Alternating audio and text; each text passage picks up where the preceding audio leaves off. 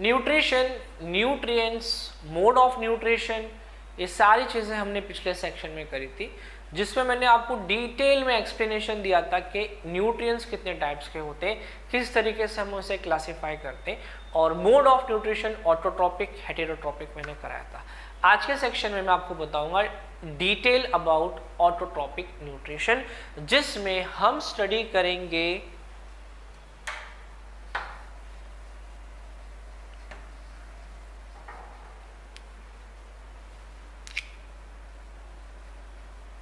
Photosynthesis.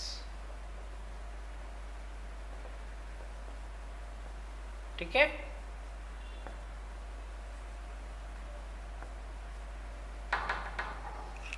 Alright, क्या study करना है हमें? We will be studying about photosynthesis.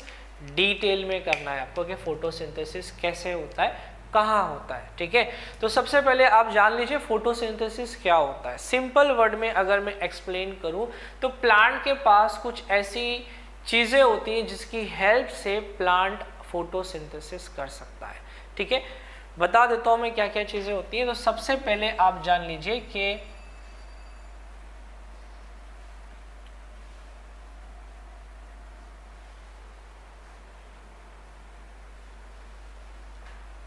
Okay, तो जैसे कि ये लीफ है,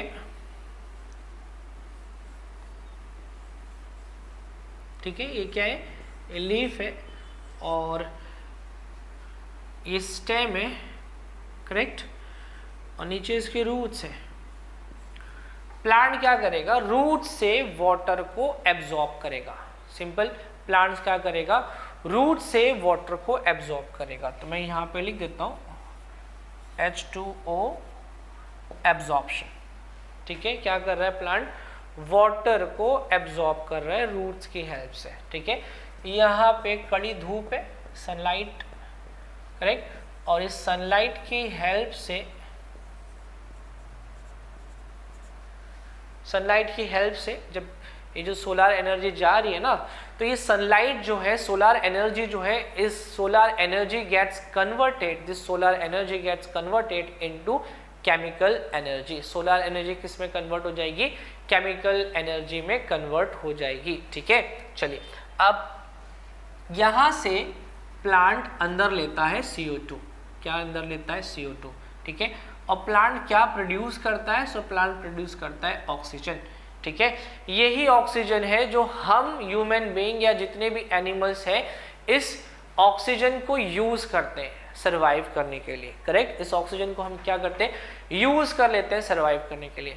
इन टर्न हम जो ऑक्सीजन यूज करते हैं, ये ऑक्सीजन फिर से हम दे देते हैं, और ये दिया हुआ ऑक्सीजन, सॉरी कार्बन डाइऑक्साइड जो हम दे देते हैं, this carbon dioxide is utilised by plants for doing photosynthesis. ठीक है, वो प्लांट यूटिलाइज कर लेगा, किस चीज के लिए यूटिलाइज कर लेगा? For doing photosynthesis. ठीक है, तो ये आपका बेसिक मैंने बता दिया कि यहाँ से पानी गया, वहां से CO2 आया और इसने ऑक्सीजन को प्रोड्यूस करके दे दिया। इसके बदले प्लांट्स को क्या मिला? तो याद रखिए, प्लांट्स को इसके बदले में क्या मिलता है? तो प्लांट्स अपने लिए प्रोड्यूस कर लेते हैं कार्बोहाइड्रेट्स। लिख देता हूं मैं, प्लांट्स क्या प्रोड्यूस करते हैं? कार्बोहाइड्रेट्स। ठीक है, यहाँ पे जो गोला बनाया मैंने, ठीक है, यहाँ पे क्या प्रोड्यूस हुआ? कार्बोहाइड्रेट। कौन सा कार्बोहाइड्रेट? नाम लिख दिया मैंने, ग्लूकोज। सिंपल। ठीक है, अब आ जाइए फोटोसिंथेसिस की डेफिनेशन की तरफ।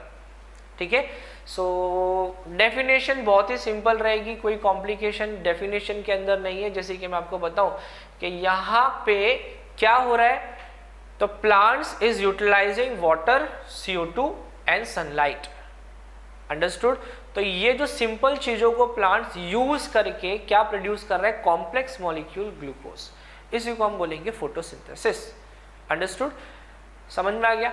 बोल देता हूं वापस से मैं, utilization of CO2 and water in the presence of sunlight to produce glucose and oxygen, okay, with the help of chlorophyll is called as photosynthesis. Simple word में बोलना है तो simple word में बोल सकते हो, it is a process by which simple substances combine to form a complex substances in the presence of sunlight and chlorophyll. ठीक है। अब मैं आपको बता दूं कि फोटोसिंथेसिस का रिएक्शन इक्वेशन हम कैसे लिखते हैं, तो वो मैं आपको एक्सप्लेन कर देता हूँ, ठीक है। आपको अगर ये टॉपिक समझ में आ गया तो मैं आपको इक्वेशन समझा देता हूँ, और फिर उसके बाद में मैं आपको बताऊंगा कि प्लांट्स में ये जो प्रोसेस हो रहा है, ये पूरा प्रोसेस एक्चुअली हो कहाँ रहा है, फिर मैं वो आपको बता देता हूँ, ठीक है। That's called site of photosynthesis.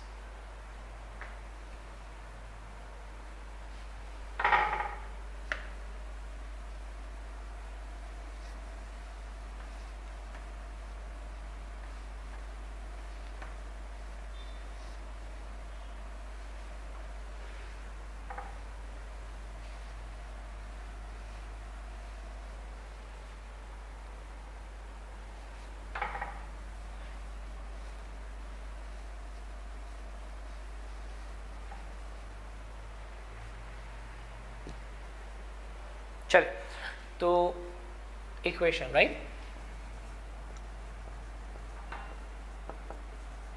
Equation of photosynthesis, ठीक है। चलिए स्टार्ट करते हैं। तो इसमें आपको केवल याद तो ये रखना है सबसे इंपॉर्टेंट कि ये जो इक्वेशन में लिख रहा हूँ, मैंने बताया क्या क्या चीज़ यूज़ हो रही है। तो CO2 यूज़ हो रहा है, करेक्ट। CO2 के बाद में वाटर यूज़ हो रहा है, ठीक है। और वाटर के बाद में यहाँ पे जो प्रोड्यूस हो रहा है वो भी आपको याद रखना है, और इन सारी चीज़ों को हम इक्वेशन के फॉर्म में लिखेंगे, ठीक है। किसके फॉर्म में लिखेंगे? इक्वेशन के फॉर्म में लिखेंगे। लेट्स सी, यहाँ पे मैं लिखता हूँ प्लांट्स ने क्या यूज़ किया, CO2 यूज़ किया, प्लांट्स ने क्या यूज़ किया, वाटर यूज़ किया, और प्लांट्स ने क्या प्रोड्यूस किया। तो मैं यहाँ पे लिखता हूँ प्लांट ने प्रोड्यूस किया C6H12O6। क्या प्रोड्यूस किया? C6H12O6। क्या है ये? तो बेटा ये ग्लूकोज है। क्या ये? It is a molecule of carbohydrate, simple form of carbohydrate called as glucose. क्या बोलते हैं इसको? ग्लूकोज, ठीक है। चलिए, तो ग्लूकोज प्रोड्यूस हो गया। ग्लूकोज के बाद में और क्या चीज प्रोड्यूस होती है? तो ऑक्सीजन प्रोड्यूस होता है। क्या प्रोड्यूस होता है? ऑक्सीजन प्रोड्यूस होता है, ठीक है। चलिए, अब ये पूरे रिएक्शन जो है आपने सारी चीजें लिख दी है, रिएक्टेंट भी लिख दिया है और आपने प्रोडक्ट भी लिख दिया है। रिएक्टेंट प्रोडक्ट दोनों भी चीजें आपने यहाँ पे लिख दी है, करेक्ट। अब फिर भी मार्क्स आपका कट जाएगा क्योंकि यहाँ पे एक इंपॉर्टेंट चीज आपने नहीं लिखी है, और वो है सनलाइट, ठीक है, एंड क्लोरोफिल, ठीक है। क्या है वो इंपॉर्टेंट चीज? सनलाइट एंड क्लोरोफिल, बहुत ही इंपॉर्टेंट है। इसके बिना आपका फोटोसिंथेसिस प्रोसेस जो हो ही नहीं सकता, कंप्लीट ही नहीं होगा अगर ये दो चीजें यहाँ पे प्रेजेंट नहीं है प्लांट्स के पास में, तो ठीक है। सनलाइट का होना जरूरी है क्योंकि डार्कनेस में जब डार्क होता है तो फोटोसिंथेसिस हो ही नहीं सकता। इससे रिलेटेड कुछ एक्सपेरिमेंट्स है, हम एक्सपेरिमेंट्स भी करेंगे, ठीक है। चलिए, यहाँ पे बैलेंस इक्वेशन नहीं है तो आपको इक्वेशन को करना पड़ेगा बैलेंसिंग, ठीक है। क्या करना पड़ेगा आपको? बैलेंसिंग करना पड़ेगा। अब आप पूछेंगे बैलेंसिंग कैसा है, तो बेटा आपको एक चैप्टर था क्या है 10th स्टैंडर्ड में, केमिकल रिएक्शन एंड इक्वेशन, ठीक है। केमिकल रिएक्शन एंड इक्वेशन, ठीक है। इस चैप्टर में आपने बैलेंसिंग कैसे किया जाता है वो स्टडी किया रहेगा, ठीक है। मैं आपको फिर से यहाँ पे बता देता हूँ कि कैसे आपको बैलेंसिंग करना है। तो सबसे पहले आपको काउंट करना है नंबर ऑफ कार्बन, ठीक है। कितने कार्बन है यहाँ पे? तो यहाँ पे 6 कार्बन है। कितने कार्बन से? There are 6 carbon present over here, okay, 6 carbon present over here. And इसी तरीके से आपको लेफ्ट हैंड साइड में भी चेक करना है कि कितने कार्बन यहाँ पर है, ठीक है। तो यहाँ पे अगर आप देखोगे तो यहाँ पे आपको सिर्फ और सिर्फ एक ही कार्बन मिलेगा, ठीक है। अब कुछ बच्चे बोलते सर यहाँ पे दुई लिखा है तो वो कार्बन दुई है, 2 है, तो बेटा 2 नहीं है, 2 ऑक्सीजन है। देखो ना, ऑक्सीजन 2 है, करेक्ट। कार्बन कितना है? तो कार्बन सिंगल है। कितना कार्बन है?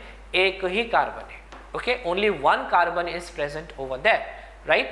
What we need to do is balancing. हमें बैलेंस करना है किसको? कार्बन को. कैसे बैलेंस करोगे?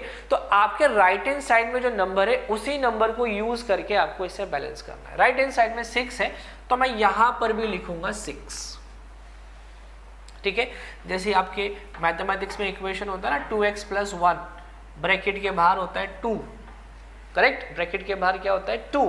ठीक है, तो ये ब्रैकेट के अंदर हर एक चीज को मल्टीप्लाई करेगा. 2 × 2 = 4, 4x + 2 × 1 = 2, 4x + 2. करेक्ट, इसी तरीके से ये जो 6 मैंने लिखा ये सारी चीजों को मल्टीप्लाई करता है. ठीक है, हर एक चीज को मल्टीप्लाई करेगा. तो कार्बन कितना हो गया? 6. ऑक्सीजन कितना हो गया? तो 6 × 2 = 12 ऑक्सीजन हो गया. ऑक्सीजन को हम बाद में देखेंगे. अब आ जाते हैं कार्बन के बाद में क्या दिया है? हाइड्रोजन दिया है. तो हाइड्रोजन के पास कितने हाइड्रोजन कितने एटम्स हैं वहां पे? सो टोटल वहां पे 12 हाइड्रोजन है. ठीक है, कितने हाइड्रोजन प्रेजेंट है? टोटल 12 हाइड्रोजन प्रेजेंट है. ठीक है, अभी जो 12 हाइड्रोजन यहाँ पे प्रेजेंट है, अगर राइट हैंड साइड में 12 हाइड्रोजन है तो लेफ्ट हैंड साइड में भी 12 हाइड्रोजन प्रेजेंट होना चाहिए. अदरवाइज आपका इक्वेशन जो है अदरवाइज आपका इक्वेशन जो है वो बैलेंस नहीं हो पाएगा. ठीक है, तो अगर राइट हैंड साइड में 12 है तो लेफ्ट हैंड साइड में भी 12 होना चाहिए. बट यहाँ पे क्या है? 2, राइट. और अगर मैंने 12 लिख दिया तो सबने बताया मल्टीप्लाई होता है, तो 12 × 2 = 24 होएगा. तो मैं 12 नहीं लिखूंगा, मैं क्या लिखूंगा वहां पे 6. तो 6 × 2 = 12 होता है. इधर भी 12, इधर भी 12, तो ये हो गया बैलेंस. ठीक है, कार्बन बैलेंस हो गया, हाइड्रोजन बैलेंस हो गया. अब आपको चेक करना है ऑक्सीजन कितना है. ठीक है, क्या चेक करना है? ऑक्सीजन कितना है. तो ऑक्सीजन को चेक करने के लिए अगर आपको ये समझ में आ गया तो इरेज कर देता हूं मैं.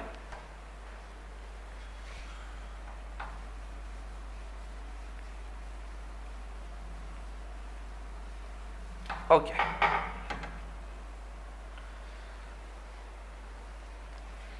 ऑक्सीजन काउंट करते.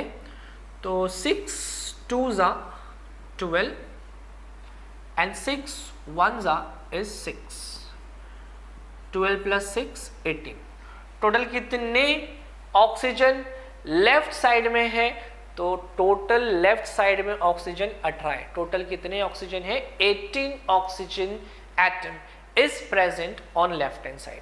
लेफ्ट हैंड साइड में अगर 12 ऑक्सीजन प्रेजेंट है तो राइट हैंड साइड में भी 12 प्रेजेंट होना चाहिए. लेट्स चेक ऑक्सीजन कहाँ है. तो आप देख लीजिए, एक ऑक्सीजन मतलब एक इधर दिखता है और एक इधर दिखता है. ठीक है, तो टोटल कितना होना चाहिए? 18.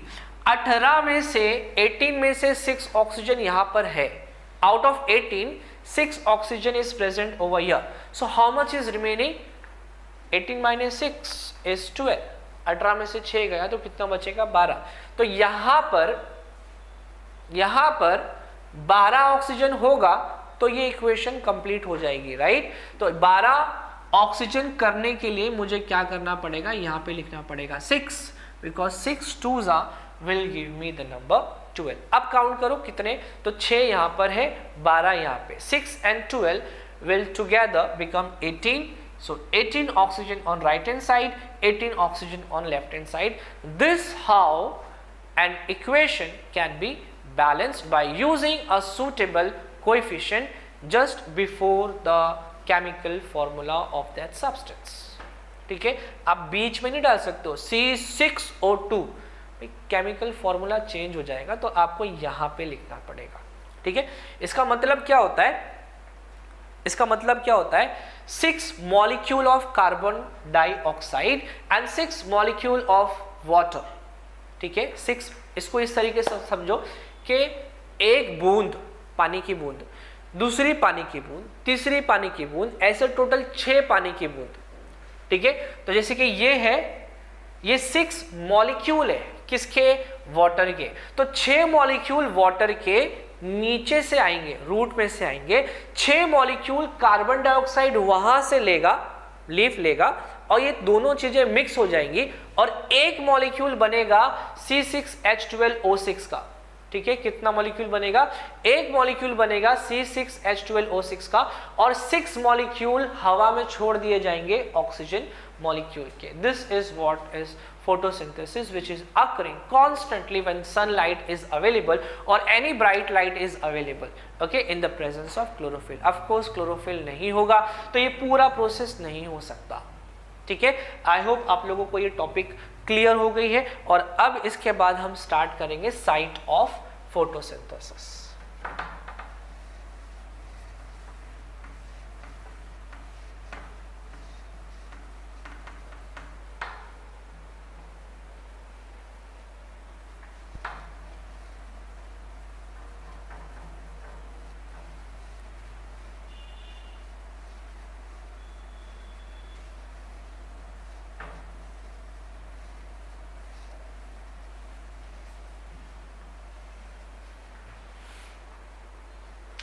चलिए साइट ऑफ फोटोसिंथेसिस बता देता हूँ।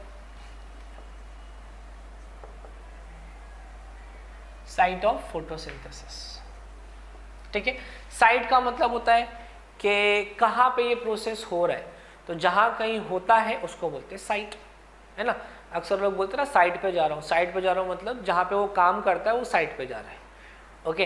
तो वैसे बोलूँगा साइट ऑफ फोटोसिंथेसिस मतलब जहाँ पर फोटोसिंथेसिस हो रहा है उसको हम बोलते हैं साइट ऑफ फोटोसिंथेसिस। तो फोटोसिंथेसिस कहाँ होता है, सबसे पहले आपको ये पता होना चाहिए कि प्लांट में लीफ में होता है, स्टेम में होता है, रूट्स में होता है, फ्लावर में होता है, कहाँ होता है, तो ये आपको पता होना चाहिए। सिंपल वर्ड में अगर मैं एक्सप्लेन करूं तो प्लांट का वो part, the part of the plant which is green in colour will perform photosynthesis, okay. वहां पे क्या होएगा, फोटोसिंथेसिस। अब आप बोलेंगे सर ऐसा क्यों, तो बता दो कि जो ग्रीन कलर होता है, this green colour is because of photosynthetic pigment called as chlorophyll, जो क्लोरोप्लास्ट के अंदर होता है, ठीक है। क्लोरोफिल प्रेजेंट होता है और जहां कहीं क्लोरोफिल प्रेजेंट होगा वहां पर फोटोसिंथेसिस होगा, ठीक है। और जहां कहीं क्लोरोफिल होगा वो तो ग्रीन पार्ट ही होगा ना। तो सिंपल वर्ड में अगर आपको समझना है तो जो जो पार्ट प्लांट का ग्रीन है वहां पर फोटोसिंथेसिस होना ही होना है, अंडरस्टूड। चलिए अब मैं फोटोसिंथेसिस का जो सबसे ज्यादा फोटोसिंथेसिस होता है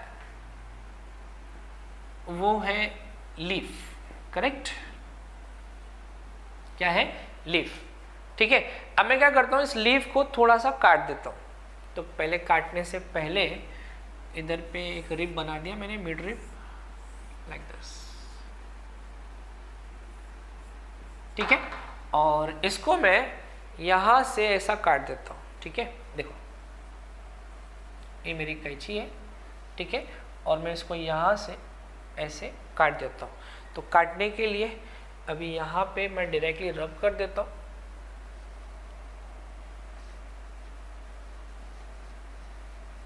ठीक है। ये मैंने रब कर दिया। अब जब मैंने रब कर दिया तो यही स्ट्रक्चर जो है, अब क्योंकि ये एक मिड रिब है तो सर्कुलर शेप स्ट्रक्चर दिखेगा, ठीक है। और कुछ इस तरीके का आपको पार्ट दिखेगा। थोड़ा सा थिकनेस मैंने बढ़ा दिया है प्लांट का क्योंकि हमें उसी चीज को अच्छे से डिटेल में स्टडी करना है, ठीक है। चलिए तो ये जो पार्ट है, अब इस पार्ट का ये वाला पार्ट अपर लेयर है, क्या है, अपर लेयर, और ये वाला पार्ट लोअर लेयर है, ठीक है। अपर layer, lower layer, upper lower, upper layer and lower layer. अब मुझे क्या करना है, ये जो अपर लेयर लोअर लेयर है, मैं थोड़ा सा इसको डायग्राम को थोड़ा सा और एनलार्ज कर देता हूं।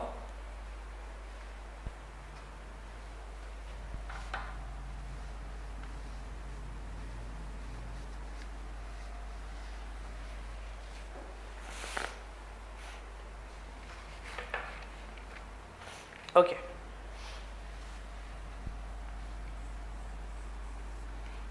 ये अपर लेयर हो गया, ठीक है। और ये वाला लोअर लेयर हो गया, ठीक है। Upper layer this one and lower layer this one, ठीक है। अपर और लोअर लेयर हो गया। तो ये अपर लेयर है, ये लोअर लेयर है, राइट। अब इसके ऊपर यहाँ पे एक क्यूटिकल प्रेजेंट होता है जिसको हम बोलते हैं वैक्सी क्यूटिकल, जो प्लांट को थोड़ा बहुत वाटर प्रूफ रखता है, ओके, वेक्सीक्यूटिकल, ठीक है। और ये जो लेयर मैंने बनाई है ये वाली, ये क्या है? So this is upper, okay, मैं शॉर्टकट में लिखता हूं अपर एपिडर्मिस। क्या बोलेंगे इसको? अपर एपिडर्मिस, ठीक है। उसी तरीके से नीचे वाले को क्या बोलेंगे? सॉरी, लोअर एपिडर्मिस, ठीक है। लोअर एपिडर्मिस में आपको बीच बीच पे यहां पे कुछ इस तरीके के मॉडिफाइड सेल्स मिलेंगे and these modified cells are called stomata. क्या बोलते हैं? स्टोमेटा। स्टोमेटा के बारे में पहले भी आपने पढ़ा होगा। स्टोमेटा क्या होता है? ये बहुत ही इंपॉर्टेंट रोल प्ले करते हैं ट्रांसपिरेशन में, ठीक है। प्लांट का जो ट्रांसपिरेशन होता है, ट्रांसपिरेशन अपना टॉपिक नहीं है, तो ये है स्टोमेटा, ठीक है। मैं ट्रांसपिरेशन को यहाँ पे नहीं एक्सप्लेन करूंगा। क्या बेटा? ये है स्टोमेटा, लिख देता हूँ मैं, स्टोमेटा, ठीक है। स्टोमेटा बहुत सारे होते हैं लीफ के अंदर, ठीक है, और इसी के वजह से पानी लॉस होता है, जिसको हम ट्रांसपिरेशन बोलते हैं, ठीक है। ज्यादातर स्टोमेटा नीचे की तरफ होता है, ऊपर की तरफ नहीं होता, ठीक है। पता है क्यों? लीफ में ज्यादातर स्टोमेटा नीचे की तरफ होता है, ऊपर की तरफ नहीं होता है। The reason behind this is, ऊपर का सरफेस हमेशा सनलाइट के कांटेक्ट में रहेगा, हमेशा, मतलब जब कभी सनलाइट अवेलेबल है तो ये सरफेस सनलाइट के कांटेक्ट में रहेगा, ठीक है। सनलाइट के कांटेक्ट में ज्यादा रहने की वजह से यहां से पानी ज्यादा उड़ जाएगा। तो पानी उड़ने के लिए क्या चाहिए? स्टोमेटा। तो स्टोमेटा अगर ऊपर रहेगा तो पानी ज्यादा ऊपर जाएगा, और स्टोमेटा अगर नीचे प्रेजेंट है तो पानी तो जाएगा, लेकिन as compare to the upper layer, lower layer में पानी कम ट्रांसपिरेट होगा। Understood? So because of, to check the rate of transpiration, we can say this stomata is present on the lowermost part as compared to the upper one. The number of stomata are more in the lower layer, whereas the number of stomata on the upper layers are very very less. Understood? ठीक है, तो ये हो गया। अब इसके अंदर आप देखोगे क्लोरोप्लास्ट के कुछ सेल्स, जैसे कि यहाँ पे मैं एक पैटर्न ड्रॉ कर देता हूँ, सॉरी,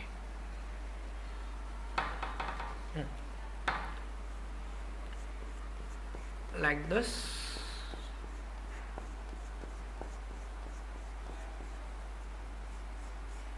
ओके। ये है सेल, ठीक है। बीच में, ये सेल्स के बीच में कहीं कहीं पे ऐसे आपको गैप्स मिलेंगे, ठीक है।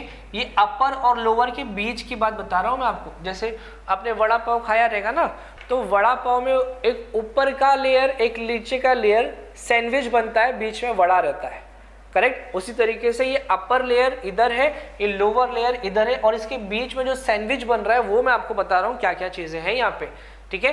तो ये एक सेल है, और इसी से कनेक्टेड होते हैं बाकी के सेल्स, नीचे की तरफ होते हैं, like this, we can draw it like this,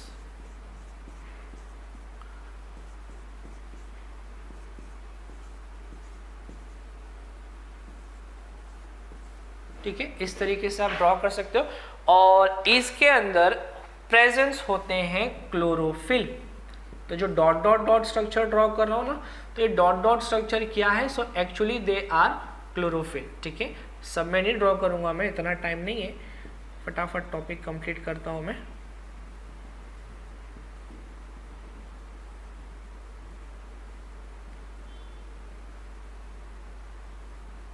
ठीक है, अंडरस्टूड? क्या है इसके अंदर? क्लोरोफिल। लिख दो। सबसे पहले देख लो कि ये जो पूरी लेयर है, ये पूरी की पूरी लेयर को बोलते हैं मेसोफिल। क्या बोलते हैं? मेसोफिल। क्या होता है इसके अंदर? क्लोरोप्लास्ट। रेड कलर से लिख देता हूं मैं क्लोरोप्लास्ट। तो ये वाला पार्ट क्लोरोप्लास्ट, ठीक है। ये वाले लेयर को क्या बोलेंगे? क्लोरोप्लास्ट। अंडरस्टूड? ठीक है, समझ में आ गया सभी को? थोड़ा और इसको डिजाइन दे देते हैं।